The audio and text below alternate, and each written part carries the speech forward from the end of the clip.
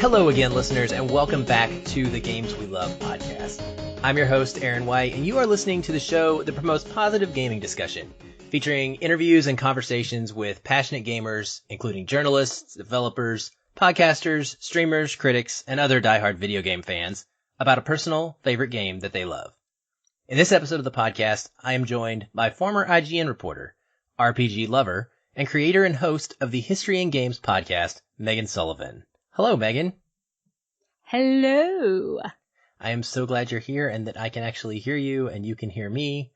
Yes, we had a bit of technical difficulties, which, if you know me, is the proud tradition of Meg Sullivan. There's always technical difficulties. Well, I'm so glad we got to keep that going, and I'm glad that we were able to collectively figure it out Yay. and solve our between the two of us, we actually managed to figure it out. Yes. Well, I am so glad that you are here and I'm getting the chance to talk to you and share some of your story with the listeners. I like to start this podcast off. It's for me as much as it is for them, to be honest, because I want to know these things. So I want to know how you started getting into gaming. It's really fascinating to me anytime I get to talk to someone in the industry to figure out, like, what did they start with? What console, what games, what sucked them into this hobby, especially to the point in your case where it eventually turns it into a career. So where did it start for you? Oh, wow. So my earliest gaming memories, I think, goes back to pizza parlors. Do you remember pizza parlors in the old days would have like a corner where all the arcade machines were? Yes, and they'd have like tons of games on one. Yes. Yeah, exactly. And so it's like, I have vague memories of like the original Street Fighter or like Pole Position and Pac-Man, those like old arcade games. And so it goes way, way back in my childhood where it's like video games were always there somewhere in the background. Then I have, older siblings and they had their video game consoles. So I think my eldest brother had an Atari 2600. So like way back machine. And they were just always a part of my life. So I grew up as a gamer because I didn't know any better. It's just a part of my life. Did you start with, you said, so your brother had an Atari. Did you start full on with the Nintendo generation then? Yeah, that was my younger brother and I. So we were the 8-bit Nintendo generation. So when did we get? I think it was like in like second grade or something. And we got Nintendo, and at the time it was like, it blew my mind, like Super Mario Brothers and Duck Hunter. And it's like, oh, this is awesome. It'll never get any better than this. And then like Super Nintendo came along and it was like 16 bits. And I was like, oh my gosh, it'll never get better than this. And then PlayStation came along, and like, so I've seen the entire like narrative arc of the evolution of video games. And it's just been really amazing. Yeah, so that was very similar to me. That puts us around the same age.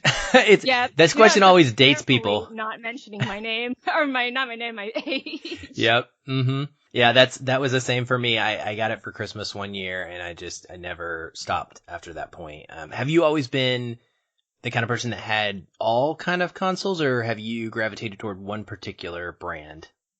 So when I was little, Nintendo was like the thing to have. I think my brother got a Sega Genesis, but I mostly was a Nintendo fan growing up. And then when Final Fantasy made the jump to PlayStation, I kind of made the jump to PlayStation. And then I became a huge Sony fangirl for a while. And then once like the Wii came out and the 3DS came out, and of course the Switch came out, I went back to being a Nintendo fan, but I've had almost all the consoles at some point. So like an Xbox, and I've had I only got recently into PC gaming because when I was growing up, PCs were for homework and work, not for gaming. We had the gaming console for fun, but the computer was for like serious work. I don't know why there was that division between like work and fun, but I never grew up playing CRPGs or like Ultima or anything like that. Like, it was always consoles for games and then PC for work. And about 10 years ago, I finally got over that. I was like, you know what? I can get a computer that can play video games and not crash. So That's what I did. How do you split up where you play where? That's always interesting to hear. It's kind of funny. It just depends. Like, PlayStation 4 has had a lot of exclusives that I've really loved. So I just happened to play a lot of games on PlayStation 4. And then in the past couple of years, Nintendo has been an RPG juggernaut, and that's kind of my specialty. So I've been playing the heck out of my Nintendo Switch. And then with Xbox One, I played a few exclusives, but it was funny. I missed out on all the cool Xbox 360 games because I could only afford either a PS3 or an Xbox 360. I went with the PS3, and then I missed a bunch of cool games on Xbox 360. And I thought, well, I'm not going to do that again. So I got an Xbox One as well as a PlayStation 4, and it turns out that all the exclusives I wanted to play were on PlayStation 4. I haven't called this one right yet. So here's hoping that, if I get both a new PlayStation 5 and the new Xbox console, what is it? Xbox One Series X? Series I'm X. Yes. I'm losing I know. all, of So all the words for it. It's weird because I feel like they are doing so well in so many areas right now. Their console is an absolute beast. They are set up to succeed better than they have in any generation ever. And then they give it the most confusing name ever. And it's like, why are you guys making so many amazing decisions and yet this completely boneheaded, just call it Lockhart or whatever you were going to call it before. Make it Lockhart or Scarlet? Scarlet was really cool too. That was a cool name. I was like, I would get an Xbox Scarlet irregardless of the games. It just sounds really cool. Totally does. So I'm super hoping that the new Xbox will have all these amazing games because I have no dog in the console war fight. I just give me all the great games. I don't care what it's on. If I can afford it, I'll buy it. Yep, great games is what matters the most. I completely agree with that. Well, people may know your name from IGN, where you were a reporter for a while, and now you put out YouTube videos. You have this History and Games podcast. How did you get into the video game industry? So take me on your journey to IGN, I guess, first. Well, I actually went through school. So I went through high school, college, grad school, and then I taught English in Japan for 6 months. And then I came back and I was like, I don't know what I want to be when I grow up. All I know is that I love to write. I know the Japanese language. I love video games and history. And that's about all I knew. So it took me about a year to find a job. And then one day in 2006, IGN had an online advertisement that they were looking for a news editorial position to fill. So I tried out for that. I didn't get that. But when I went in to do the interview, they were so impressed they passed my resume along to the database team. So for those who don't know, the database team is a team responsible for content curation. So we'd put in the information about a game. We'd put in the price, what features the game has, et cetera, et cetera. That has to be put in manually. So I actually ended up getting that job, and that's the job I had for 13 years. So I just got really lucky in my case, and I just happened to be in the right place at the right time. And that's how I got into the games industry. Interesting. So I've heard that before, the right place, the right time, but I think it definitely also has to, you were ready to take advantage of that, right? So I think you were able to capitalize on it. Well, I think one of the reasons they hired me though was because I could read and write Japanese. And at the time there was no like Google Translate or Bing, which are both awful still, but they're better than nothing. And so that allowed me to like read Famitsu articles online and be like, what is the name of the game? What is it about? When does it come out? So that kind of gave me a little bit of the edge. And so that's how I got in. So for those who want to get into the industry, think of all the things that make you kind of unique and would give you the advantage and really hold on to that and let people know. Cause that's how I got my foot in the door. I didn't try out for IGN 13 times. I was just like, what do I have that other people don't have? What can I contribute? And so that was kind of the thing that gave me the edge. That's awesome. Now, how did you come to learn Japanese? Was that just out of sheer just personal preference? You just wanted to learn it, or did you travel, or? Oh no, this is such a typical story, but I got in because of anime. Oh, that's great. That's a great reason. When I was in school, the big anime at the time was Sailor Moon and Dragon Ball. So this predates even Pokemon a little bit. And that's how that was like my gateway into Japanese culture. And I fell in love with anime. Then I fell in love with J-pop. Then I fell in love with like Japanese history. And then I fell in love with like different aspects of the culture. And so that's kind of how it was. But honestly, as just like cringy and stereotypical as it sounds, it started with Sailor Moon. Well, look where it led you, right? Exactly. Sailor Moon can take you on a great path. It can. Sailor Moon is good for you, people. So what is it you do now? How did you transition from IGN to your, what I would consider more personal projects that you're creatively putting out at this time? Exactly. So I worked at IGN for 13 years and I loved it, but I felt like I'd kind of done everything there was to do and I wanted to explore other options. And so initially I went to Apple for a little bit, but as much as I actually loved that job, the commute was really horrible. It was a 4-hour commute every day and it was pretty draining. And so I was like, okay, I should have taken a sabbatical. So that's exactly what I did. I took a year off and I was like, again, what do I want to be when I grow up? And I'd had all these ideas kicking around. So History and Games actually started as a Twitch stream. So every Tuesday and Thursday, I would Twitch stream from like 7 p.m. to 9 p.m. and I would play a game with some sort of historical slant to it. And then I'd talk about the real history. But I was like, I always thought it would be better as a podcast. So the time to research it and the time to like put a formal structure on the history lesson that I was doing. And so I was like, you know what? I got nothing to do right now. I got no job. Why don't I just make this podcast for fun and see where it goes? I feel like there's something special here. So I started that last year and it started to do like it's been kind of a slow uptick of word of mouth, like people being like, oh, hey, what is this? This is kind of cool. And then I didn't have any video editorial experience, but I slowly learned how to edit videos. And I was like, you know what? This would be cool visually. So let me try that. So it's been a very like steady uphill incline, but it all started as, you know what? I've always had this idea. I have nothing to lose. Why not go for it? That's fascinating. I think it's great for people to hear that too, that you're not even doing it because you're getting paid to do it. You're just doing it for fun. Because I am getting no sponsorship right now, although I am working on a Patreon because it would be nice to be paid because I still don't have a job and I would still very much like to absolutely make money at some point. Yeah. Oh, absolutely. I think these days most of us creators are hoping for that in some capacity, but it shows, when you have that passion, it really comes through in the podcast. And if people I hope people will listen to it. Don't start these things to make money. That you're going about it wrong. I understand the instinct to do that, but do it because you want to. Do something that makes you happy, even if you have 0 listeners or it's just like your mom and your best friend listening. I mean, if it's something you really love and believe in, you've got nothing to lose. Go for it. Yeah, absolutely. And I really do. I hope people will check out this podcast because it is very unique. Like you said, it's hard to find a niche in the podcast world and especially around video games. Things are very much the same. It's, hey, let's review whatever came out this week that's new or what's coming up. Let's talk about the news because there's always crazy news cycles.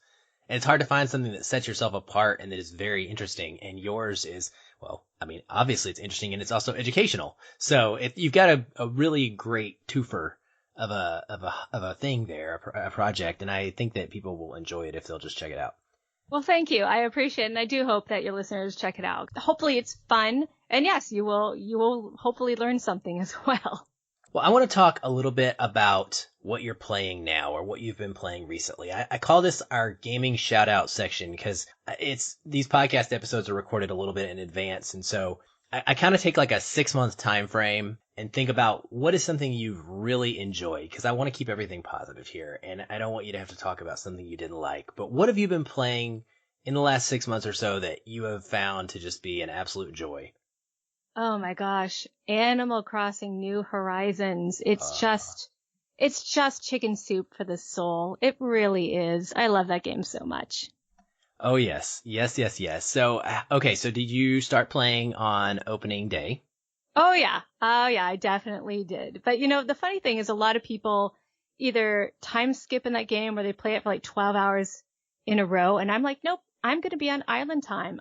This is my chill and video game where I play every couple hours.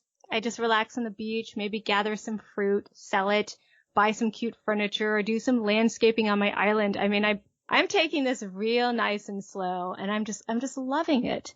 So that sounds awesome to me because that's how I play the game as well. I'm not a time skipper. I'm not in a rush. I was kind of in a rush in the beginning. I wanted to get all of the terraforming abilities unlocked. And then once I realized how complicated terraforming was, I was like, oh, well, never mind. That's really hard.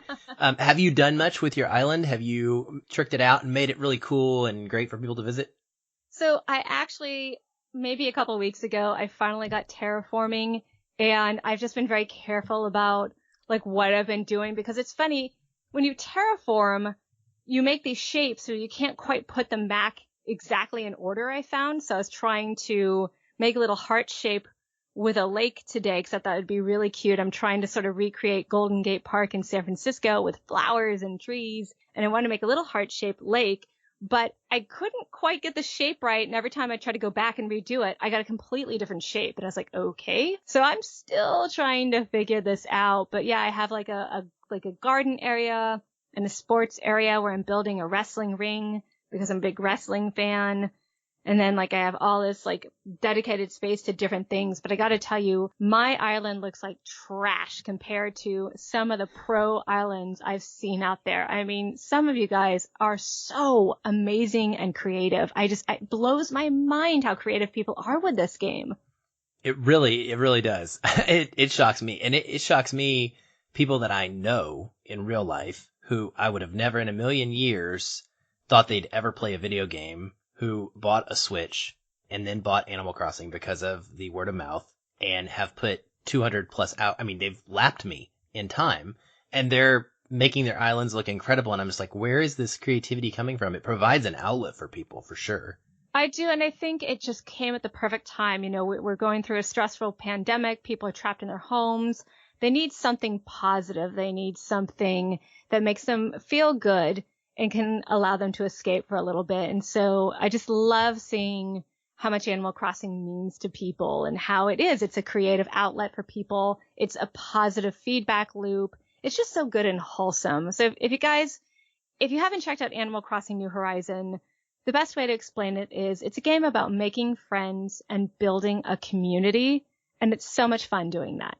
Now, do you have any favorite villagers so far?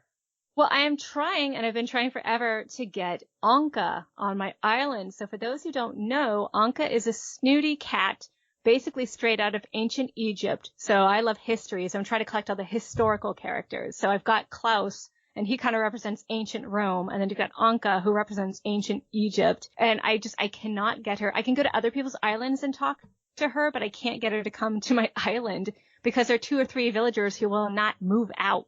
And I can only have 10 villagers at a time. And I'm like, you, and you, get out. They won't leave. There's no way to like push your Animal Crossing villagers out if you want to replace them. You just have to wait for some sort of timer to count down before they finally are like, I'm thinking of moving. And I'm like, I think you should.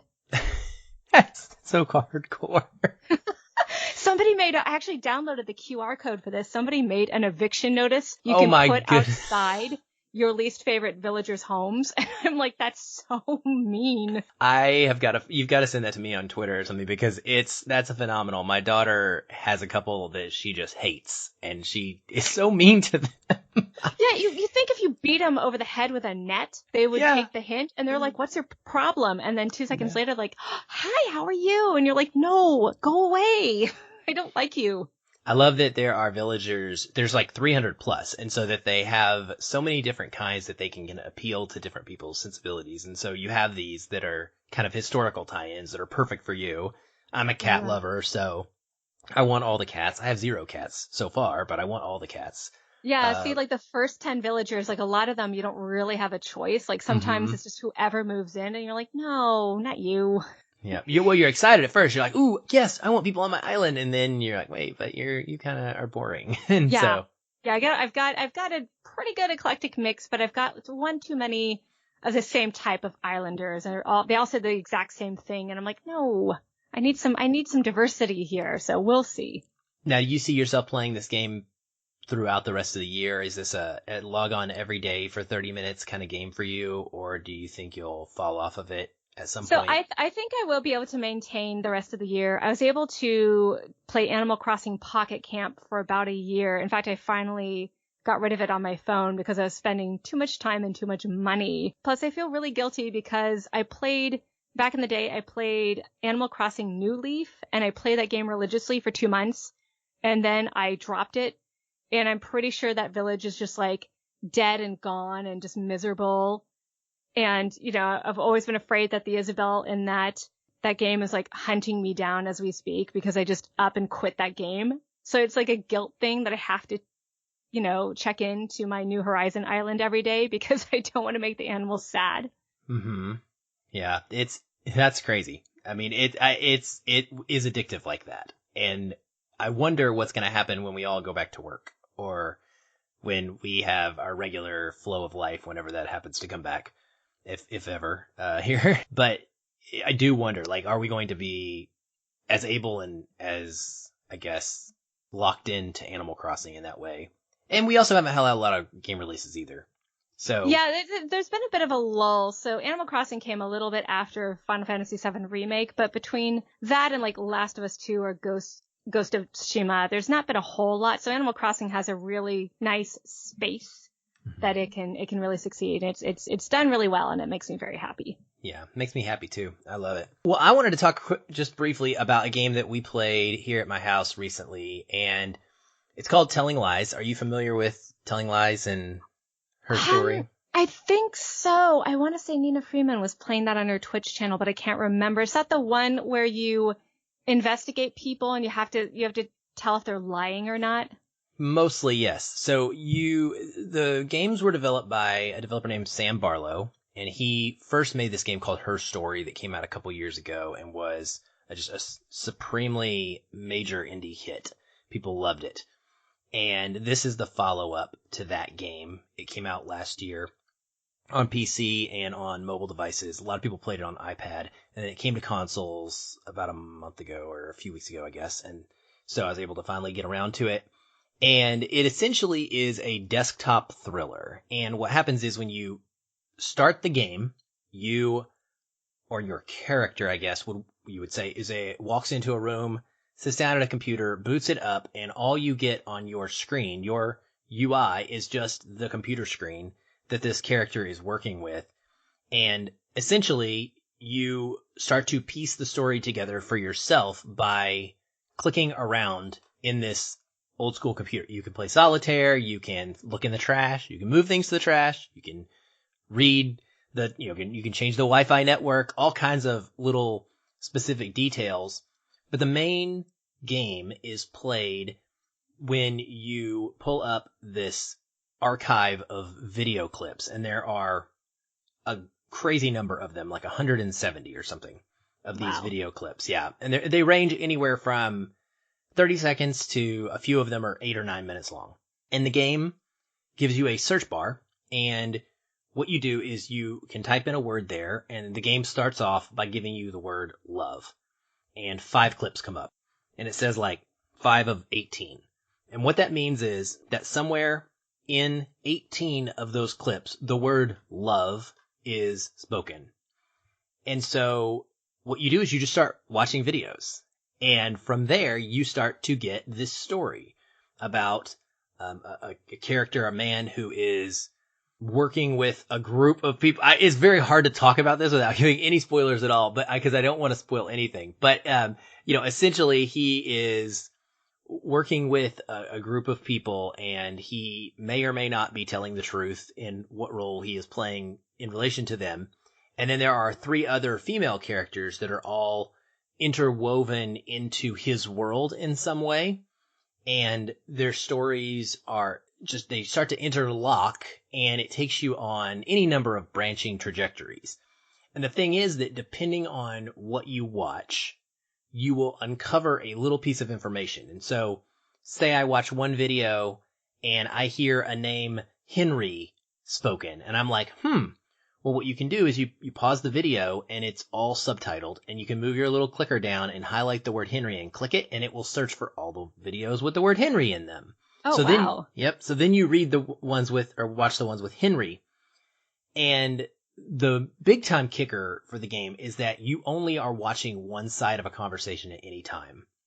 So everything is based around this main character, played by Logan Marshall Green, a very good actor. He was in the OC, one of my favorite old shows. Oh, wow. Yeah. Man, I remember that show. That's awesome. Yeah, and he also starred recently in a movie called Upgrade, which is awesome. A lot of people call him the discount Tom Hardy because he looks a lot like Tom Hardy. He looks like Tom Hardy. But it's a phenomenal performance, and everything is from his computer, his capture devices perspective. So you will watch one clip of him talking to someone, and it would be like listening to you and I have this conversation, but you would only hear me talking in just silence whenever I wasn't. So then what you need to do is you need to find a word that you can link up and search for so you can find the other half of that conversation. And then you would listen to your side of you and I's conversation. And you would just start following rabbit trails. And it was a ton of fun. It's not a super long game. My kids and I, it's supposed to last about 4 hours. That's what I'd heard. So I was playing it with the kids. I have 2 teenagers. And we spent the first 4 hours of this game, and we only made it 1 hour of progress in actual game time. So we were not very far at all. And we were freaking out about what we had done wrong. Well, come to find out, when you boot up this game, it gives you these starting videos, like 4 or 5 of them.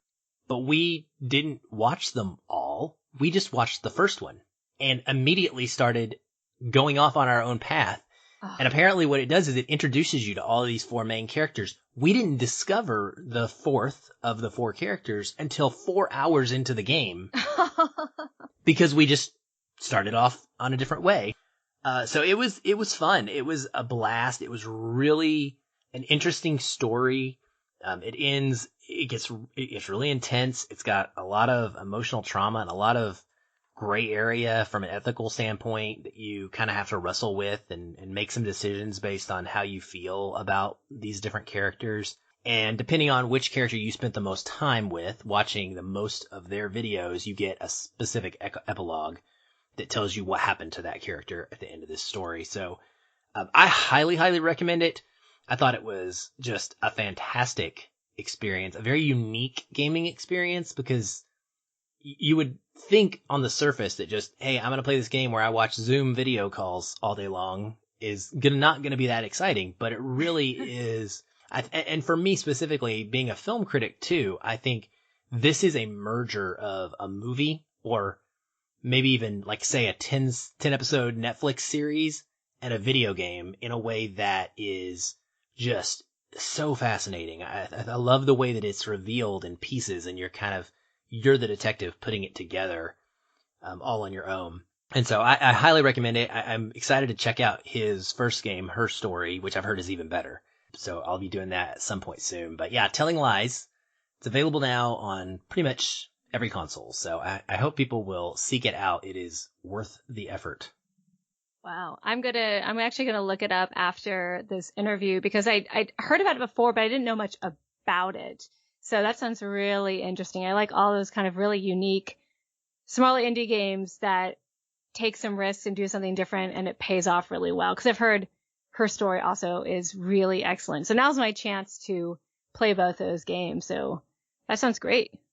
Yeah, and they're short. I mean, I love it. I promote these all the time. Short gaming experiences these days are amazing because we're going to talk about a game right now that you chose when that is the opposite. That is not short. When I asked you what you wanted to talk about, and this one came up, and I was excited that it came up because this is a game that has fascinated me, and I have a very complicated story with myself. But first, we're going to talk about what you love about this game. So why did you choose Assassin's Creed Odyssey? What is it that makes this one of your favorite games? So Assassin's Creed Odyssey, first of all, takes place in ancient Greece, which is like my favorite time period in all of history. And I've always loved Greek mythology. I've always loved Greek history. And so when they announced Assassin's Creed Odyssey, I flipped out. I was like, oh my gosh, it's about the Peloponnesian War. I have to play this game. And I had already played Assassin's Creed Origins, and I was just like, this game is phenomenal and this is really awesome. And full confession, I'd played other Assassin's Creed games before, but I wasn't hugely into the mechanics. The first couple of games were okay, but it wasn't really my cup of tea. And then when they started doing these more open world RPG-esque things, I know that some, OG Assassin's Creed fans don't like that, but I actually really did.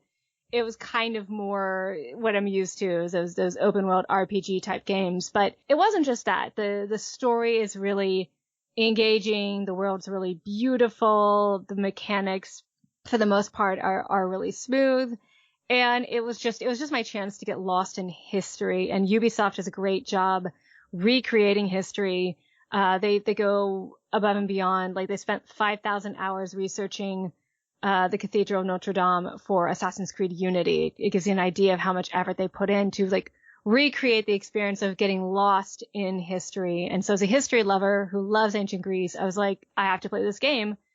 And it was so good, I spent over 200 hours playing it. And in fact, I'm trying to go through the rest of the DLC. I'm on the last DLC for the game before I jump into Assassin's Creed Valhalla. So it was just a matter of history, having a lot of RPG elements, and just being a lot of fun to play.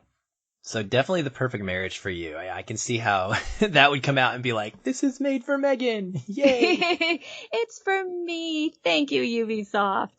This is, I don't have the knowledge of history like you do, but this is my favorite historical era as well. Just the mythological Greek era based on Homer's Odyssey, of course, which is referenced in the title.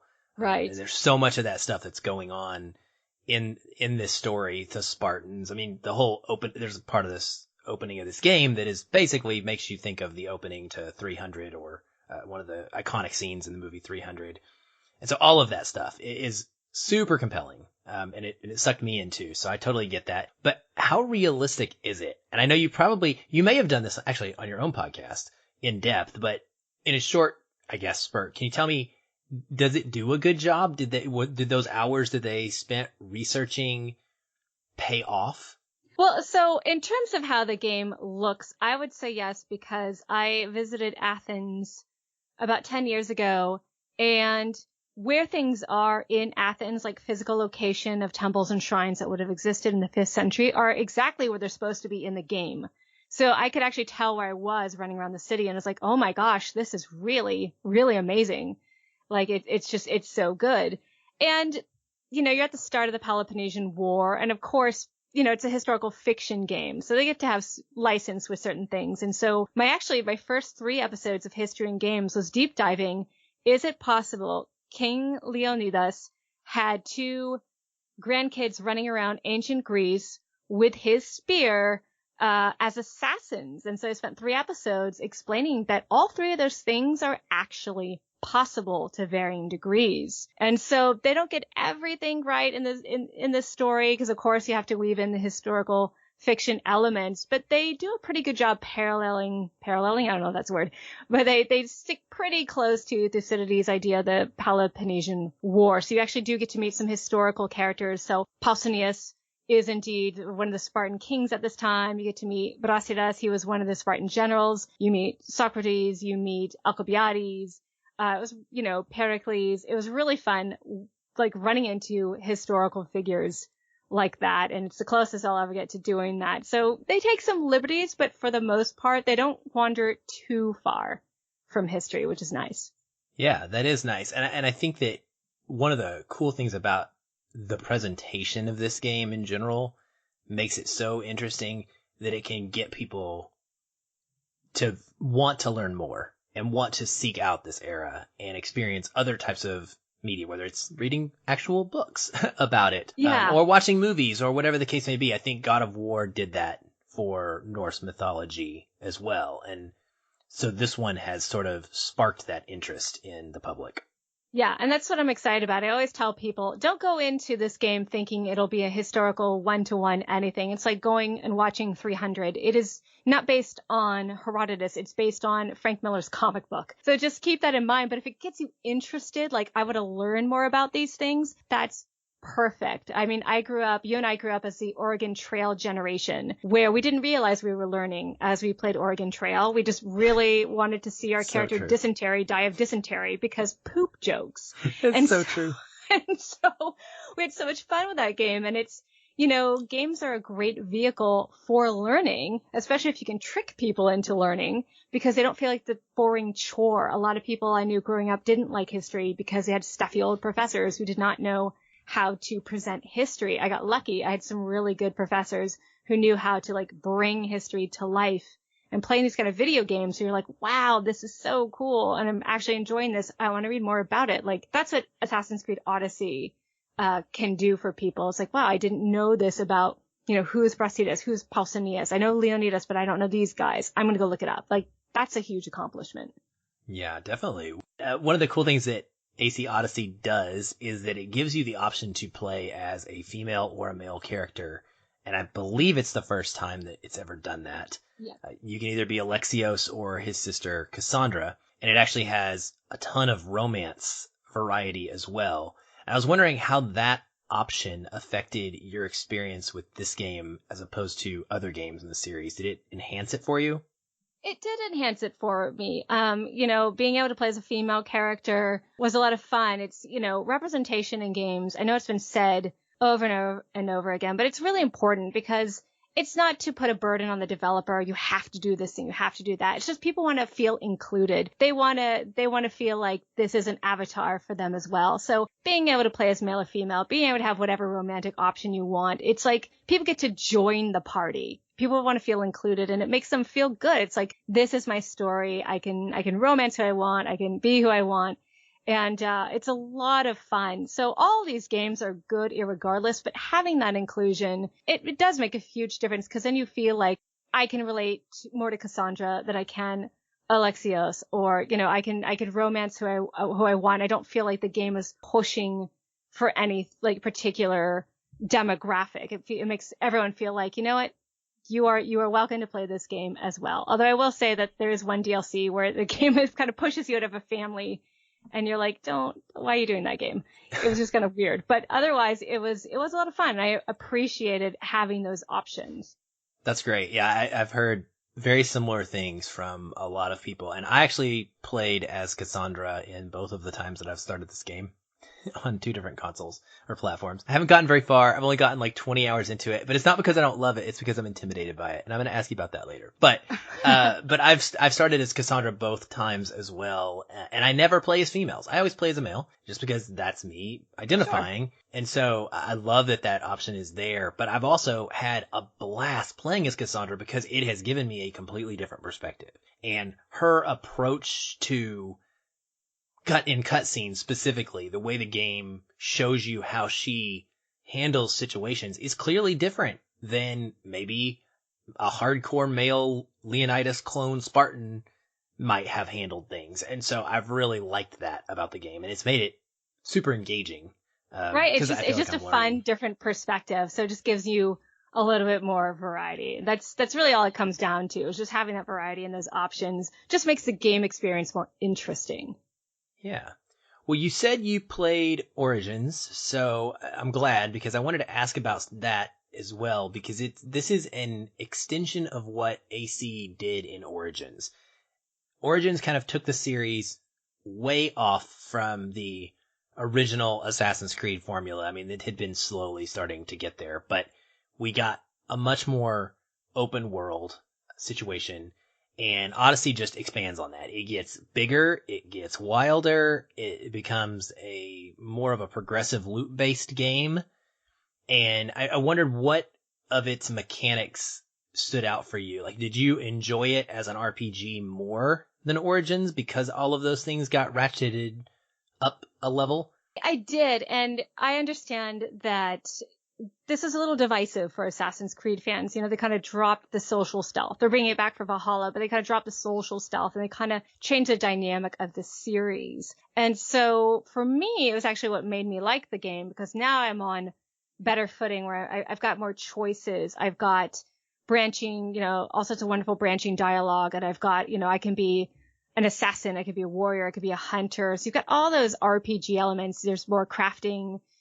And, there's more loot-based stuff. And for some people, they didn't like it because it's like, well, this doesn't feel like Assassin's Creed anymore. But for me, who was kind of a tepid Assassin's Creed fan, now I feel like it's a lot more interesting, a lot more engaging, because I'm familiar with the mechanics where there's just enough to do and there's all sorts of creative ways to do it that I felt like it was more engaging. I had a little more freedom and a few more choices. So I wasn't failing a social stealth mission because some guy turned around and saw me. I can stealth if I want, or I can just march into a fort and start, attacking people. Teleporting with your spear. Yeah.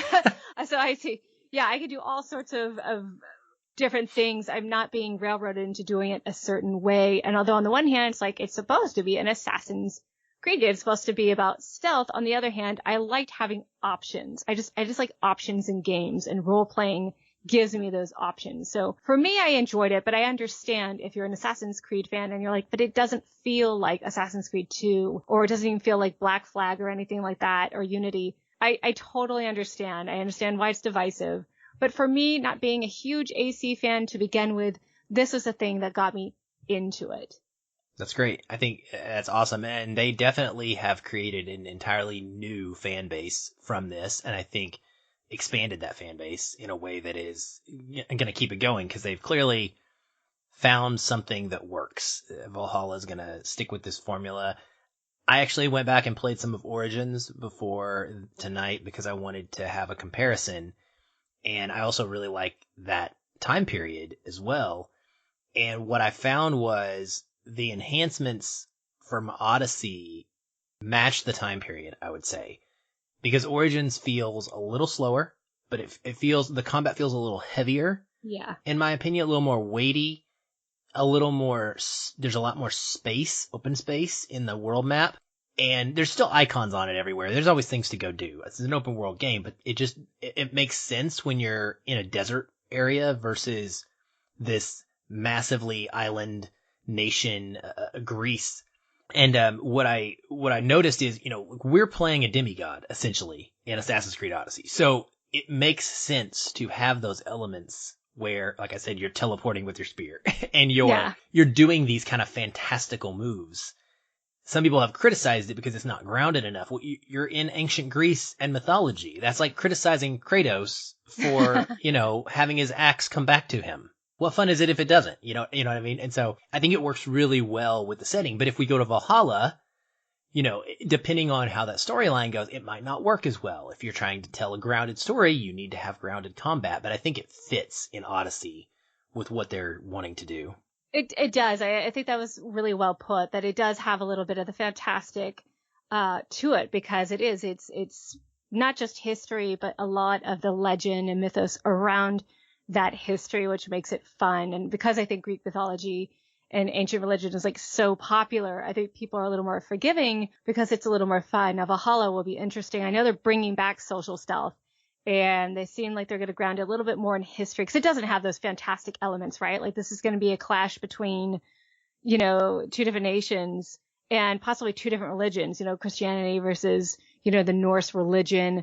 How far will this go? We see that Eivor proceeds to see Odin on the battlefield. Will we actually get to meet Odin, or is it more of like that's what he thinks he sees?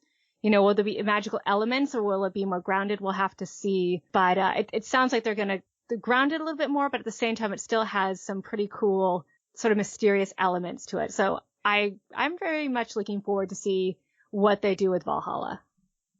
Now, you mentioned you are in the middle of the DLC, so you haven't finished it yet. Is that right? Oh, for AC Odyssey. So yes, I am. I'm doing I think it's called Fate of Atlantis. Mm-hmm. And I'm still on part 1. I actually I was in the middle of completing that DLC, and then I think Fire Emblem Three Houses came out, and that consumed my life for like 6 months. And so with Valhalla being announced, I was like, oh yeah, I don't think I ever finished the last DLC for Odyssey. I should really do that before Valhalla comes out. So I was actually playing a little bit today and just rediscovering the world all over again. It's been really fun. Yeah, I'm excited about that one. If anything is going to get me to dive back into the game, I think it actually is that, because I just have a fascination with Atlantis. And I'm like, well, I've got to go through all of this time to get there. And it's intimidating, like I said earlier, to know that you have 100+ hours of gameplay ahead of you. And I think you may have hit something on the head there, that you don't have to play the game all in one chunk. Like, this is a game where you can spread it out over a year and come back to it multiple times. Did you do that? Did you find it easy to drop back into, or did you just play it like straight through over the course of a couple months? So originally, I consumed the heck. I played like okay. 200 hours and I platinumed the game and I did all of that because I was so obsessed. And if it makes you feel any better, you can finish the game in like 50, 60 hours if you just do a straight run. But I just wanted to explore all of Greece. I wanted that platinum trophy. I was just obsessed with the game, just looking around for hours and just wandering around aimlessly talking to people. So, you know, that 200 hours isn't a requirement. Some people blasted through this game in a normal RPG time period of like 50, 60 hours at most. It goes by very quickly if you just follow the main route and do occasional side quests just to make sure your levels are up to where they should be. But don't let that 200-hour mark scare you. You can do it in normal RPG time. A lot of people did. But if you get really into it, you want to explore every cave and talk to every person and romance every person in the game, then you'll be surprised how fast the time goes. That's awesome. Well, I have one last question for you, and this is a projection question. So we know you're getting Assassin's Creed Valhalla at some point, probably toward the end of this year. I guess it's 2020. I think it's still 2020. I think it's going to come out with no delays. It should probably come out sometime between September and December, I'm guessing. Whenever the new consoles release yes, is what we're exactly. expecting. Well, what would you pick? One historical setting for an Assassin's Creed style game, and it can be this style because you prefer it, that we haven't seen yet in an Assassin's Creed game. Where would we go? Oh man, I had 2 or 3 choices because I couldn't decide. I was like, oh, there's so many places they could go. Originally, I was going to say Japan, but I feel like Ghost of Tsushima is kind of Assassin's Creed in Japan. So I think that'll scratch that itch a little bit. I would say possibly Russia during the Revolution. Ooh. Could be one possible one. That would be interesting. I'd really like to see something in like South America with like the, Inca or the Aztecs. That would be completely different. It would be really cool. It'd be a total change of pace. I would love that. And then maybe something in China. So those are my top 3 ones where I'm like, I feel like that's where Assassin's Creed could go next. There's lots of possibilities within those 3 choices. Those are fantastic. So, I sort of halfway expected a China or Japan or a Southeastern Asia choice, but the other 2 are completely out of left field for me. And those are great choices. Oh, thank you. Please let Ubisoft know. Yeah. Let's go for something a little bit different. Either Russia during the Revolution or somewhere within the Inca Aztec empires. Just something completely different. Yeah, that would be great. Well, everybody listening, tweet Ubisoft and tell them Bolshevik Revolution or South America for the next exactly. Well, Megan, this has been great. I really appreciate you coming on. Why don't you tell everybody how they can find your videos, your podcast, etc., find you on social media and all that good stuff. Okay, so you can find the video version of my podcast on YouTube at Meg Sullivan, M-E-G Sullivan, S-U-L-L-I-V-A-N. You can also just Google History and Games, History and apostrophe games like Guns and Roses. So History and Games. And History and Games, the audio version will come up on every audio platforms like iTunes, Spotify, Stitcher, all that good stuff. You can also find me on Twitter at Megan, M-E-G-H-A-N _IGN. I practically live on Twitter. And you can check out my Instagram at Celtic _Queen _Meg. All right. Well, listeners, if you like what you've heard here, please subscribe, share us with your friends, follow us on Twitter and other social media at The Games We Love, or you can follow me personally at Aaron L. White. That's Aaron E-L-W-H-I-T-E. I also stream on Twitch weekly, often open world games like Assassin's Creed Odyssey, and they're perfect for drop-in viewing. I'd love to have you guys follow and come talk about your favorite games, movies, or anything else that makes you happy. And so you can find me there at twitch.tv/Aaron L. White. Here on the show we have, oh yes, I like that. I wasn't expecting your enthusiasm. I do. I was just like, I'm going to follow you on Twitch. Oh, I forgot to plug my own Twitch, which is just Celtic _Queen. But yours sounds much more interesting. I'm going to go to Aaron L. White. What are you playing? What are you playing on Twitch? Well, nothing right now because I somehow managed to bork my Twitch setup. So I had it all set up on my computer and I did something and I don't know what I did. So the only thing I've been doing is through my PlayStation 4. And I think the last thing I played was like Borderlands 3. So it's been a while. That's okay. Borderlands 3 is an ongoing game. It goes on forever. So you can always just fire. Some new DLC coming out with some new characters. Sounds good. That's what I do is right now I just go through my PS4. I'm in the process of building a machine that can not only help me out with the streaming world, but I want to go big. So I'm building something that can run VR for the next couple years, and it's nice. I got to buy it piece by piece, basically. I you know hear what I mean? on that one. It is not cheap and is not easy to set up. Exactly. So hopefully I'll have that up and running at some point by the end of the summer. Here on the show, we have more great conversations coming soon with some amazing folks that you are not going to want to miss out on. And as a reminder, leaving a 5-star review on your listening platform of choice will also help us to grow and get noticed, and is much appreciated. Megan, again, thank you so much for coming on and talking to me, sharing your passion for this series with us. It's been awesome. Listeners, thank you so much for being here, because this podcast is for you. We'll be back next week, and until then, get out there and follow